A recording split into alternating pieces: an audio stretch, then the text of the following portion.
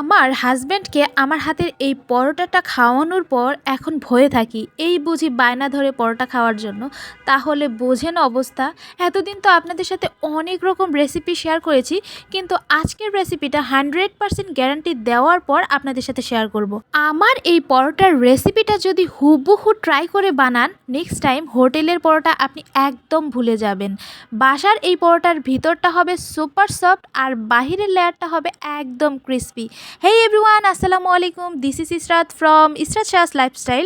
আমি ওয়েলকাম করছি no fail একটা রেসিপিতে। আশা করছি আপনাদের অনেক বেশি ভালো লাগবে। তো কথা না বাড়িয়ে মূল ভিডিওতে যাওয়া যাক। আমি প্রথমত এখানে দিয়েছি 2 চা চামচের মতো গুঁড়া দুধ, আর দিয়েছি 1 চা চামচের মতো চিনি, হাফ চামচের মতো দিয়েছি বেকিং পাউডার, পাশাপাশি 2 চামচের মতো দিয়েছি সয়াবিন তেল, আর দিয়েছি পরিমাণ মতো লবণ। এখানে হাফ চামচের মতো আমি লবণ ব্যবহার করেছি। দিয়ে পানির সঙ্গে এই খুব সুন্দরভাবে সব কিছু উপকরণ মিক্সড করে নিয়েছি। যেই পর্যন্ত চিনিটা মেল্ট না হবে সেই পর্যন্ত মিক্সড করে নেওয়ার পর এখানে 2 কাপ পরিমাণ দিয়েছি ময়দা বা আটা, আপনারা যে কোনো কিছু ব্যবহার করতে পারেন। আমি এখানে আটা ব্যবহার করছি। এখন এই আটাটা খুব সুন্দরভাবে এই পানির সঙ্গে মিক্সড করে নিতে হবে। যদি পানির প্রয়োজন পড়ে এক্সট্রাভাবে সেটা দিয়ে খুব সুন্দর একটা সফট ডো তৈরি করে নেবেন।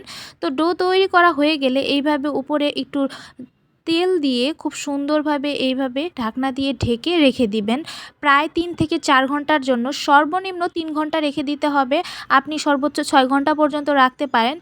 অবশ্যই এটা মেন টিপস, আপনার রেখে দিতেই হবে। আপনি ইনস্ট্যান্ট বানালে তাহলে কিন্তু পরোটাটা ভালো হবে না। আমি প্রায় 4 থেকে 4.5 ঘন্টা পর এই তো পরোটাটা বানাতে চলে এসেছি। এখন একরকম করে সবগুলো লেচি কেটে নিব যেন একদম সমান সমান হয়, সেইভাবেই ট্রাই করছি। তো এই তো একটা একটু বড় হয়ে গিয়েছে, তো সমস্যা নেই, একটু ছোটো বড় হলেও সমস্যা নেই। তো এখন এই সবগুলো আমার 10 পিসের মতো হয়েছে, সবগুলো আমি বেলে নিব। দেখতে পাচ্ছেন যে এইভাবে বেলে নিব।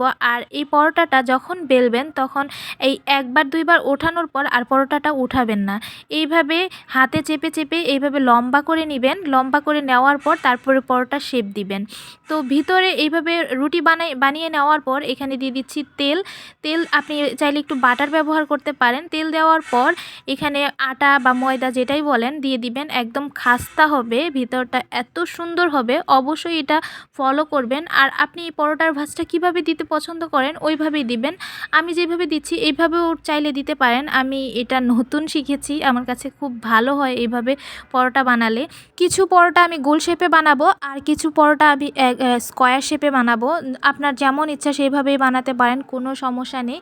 তো এটা আমি স্কোয়ার শেপে বানিয়ে নিচ্ছি। এখানে প্রথমত তেল দিয়ে দিয়েছি, আবারও এখানে আর কি আটা দিয়ে দিয়েছি। দিয়ে খুব সুন্দরভাবে মিক্সড করে এখানে চারকোনা শেপ করে আমি পরোটাটা বানিয়ে নিচ্ছি।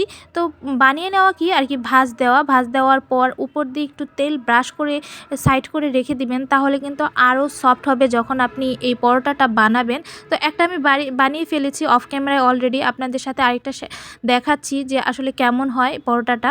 তো এখানে আমি উপর দিয়ে একটু তেল দিয়ে নিচ্ছি। তেল দিয়ে দেওয়ার পর নিচে তেল দিবেন না, উপরে তেল দিবেন। দেওয়ার পর এইভাবে আস্তে আস্তে করে বেলে নেবেন। দেখেন পরোটাটা কত সফট, মানে একদম আপনি যেদিকে দিচ্ছেন ওই দিকেই চলে যাচ্ছে, এরকম একটা অবস্থা।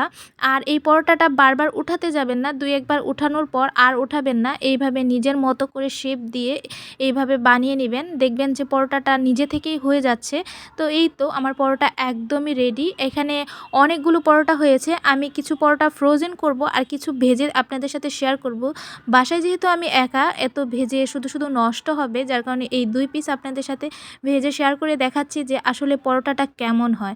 আপনারা দেখেই বুঝতে পারছেন যে পরোটাতে যখনই একটু তেল দিয়েছি একদম ফুলে টইটম্বুর হয়ে গিয়েছে। আর এই পরোটাটা এত সুন্দর হয় এইভাবে ভাজার পর, আমি আর অন্য কোনো রেসিপি ট্রাই করি না, কারণ এইভাবে আমার কাছে অনেক বেশি ভালো লেগেছে। আপনারা একবার ট্রাই করে দেখবেন, এরপর থেকে অন্য কোনো রেসিপিতে আপনারা আর পরোটা বানাবেন না।